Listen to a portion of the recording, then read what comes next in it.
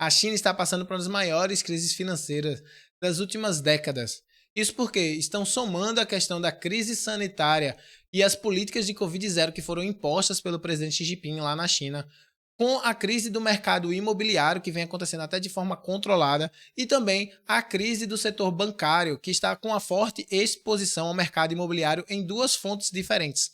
A questão de estarem emprestando dinheiro para as empresas para que elas pudessem construir as casas, e também ao fato de estarem financiando essas casas para a população, que neste momento não estão pagando as suas hipotecas, estão tendo uma certa conjectura ali para que eles não paguem as suas hipotecas até que as casas sejam construídas e entregues, já que muitas casas não estavam sendo entregues. Por conta disso, a gente está fazendo esse vídeo aqui para te explicar tudo o que você precisa saber sobre essas crises na China.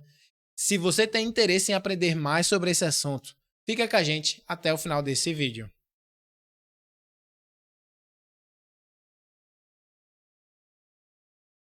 Sejam muito bem-vindas e bem-vindos ao canal da Invest Space.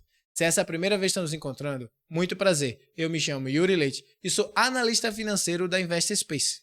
Aqui trazemos conteúdo sobre gestão financeira, investimentos no exterior, economia mundial, entre outros tópicos focados em você que é brasileiro residente no exterior.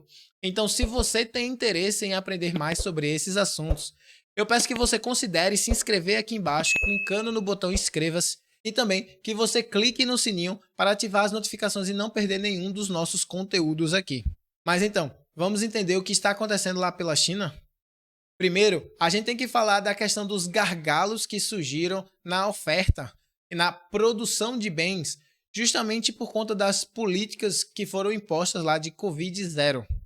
A questão do Covid-0 é uma restrição que tem lá na China, que se você estiver numa região e essa região tiver sido infectada pelo Covid, as pessoas ficam proibidas de saírem de suas casas, e se essas pessoas não estiverem na sua casa quando esse vírus for detectado, estiver no trabalho, numa empresa ou no que seja, você vai ficar aprisionado nesse local até que todos do estabelecimento não tenham mais Covid e que ele possa ser aberto. Diversas cidades grandes, polos industriais lá da China, como Shanghai, entre outros nomes, foram completamente fechados por várias semanas, justamente para prevenir a propagação do vírus. E apesar da gente, se formos olhar no setor aqui, na parte de saúde, isso é muito adequado, já que ninguém quer que o vírus propague. No setor econômico, isso é um desastre. Primeiro porque a China é um dos maiores produtores de bens. Quando criou-se o offshore, né, que é a tendência de você sair do seu país e levar a manufaturação dos seus produtos para países que ofertem a questão de produzir aquele bem mais barato, como a China tem sido o principal foco da maioria das empresas. Quando a China para de trabalhar, o mundo todo sofre.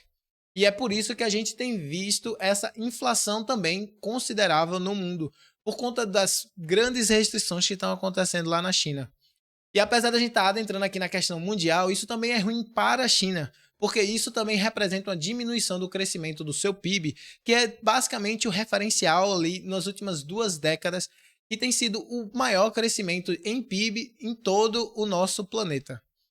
Isso prejudica muito a questão financeira da China, que agora está passando por diversas dificuldades e também está indo até de contramão com a questão mundial.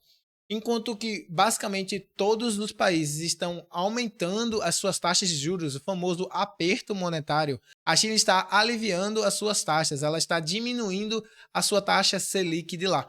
Isso por quê? Para poder estimular a economia. Mas esse estímulo não é só por conta das políticas de Covid-0.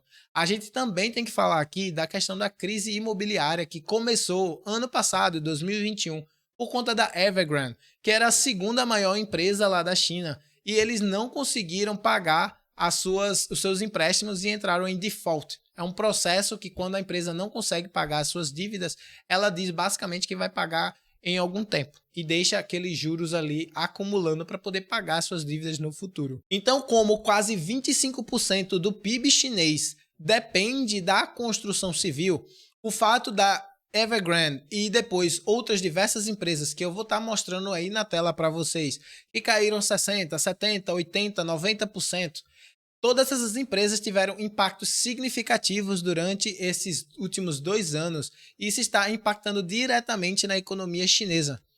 E esse impacto ele está sendo em 2 frontes.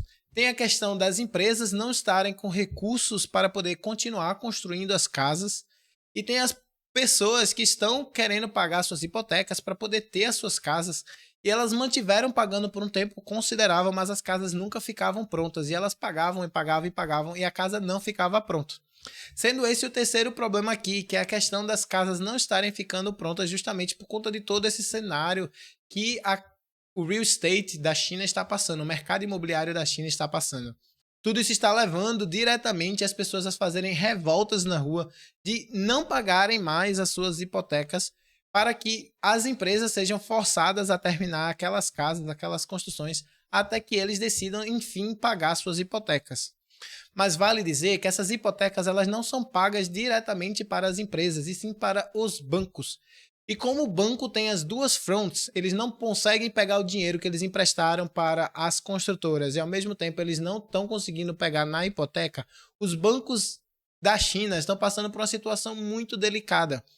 A gente viu quedas também significativas nos bancos chinês, porque eles não estavam conseguindo atender a questão do crédito ali do seu banco.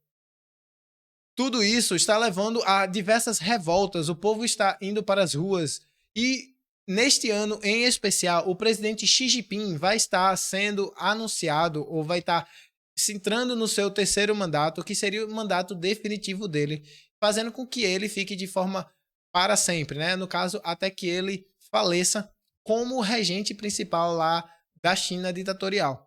E tudo isso vai de contra ao que ele quer passar durante o seu governo. Ele que queria crescer a China ali em torno de 4 a 5% do PIB e manter a questão financeira em patamares elevadíssimos, sendo referência mundial, ele não está conseguindo manter isso justamente por conta de todas essas crises que estão acontecendo por lá e também no mundo, que estão agravadas também por conta da questão da guerra, entre outros fatores geopolíticos e econômicos. Com isso, fica aquela dúvida. Será que a China vai conseguir manter aquela projeção de 4 a 5% do crescimento do PIB para 2022? Será que essas políticas estão sendo adotadas por lá?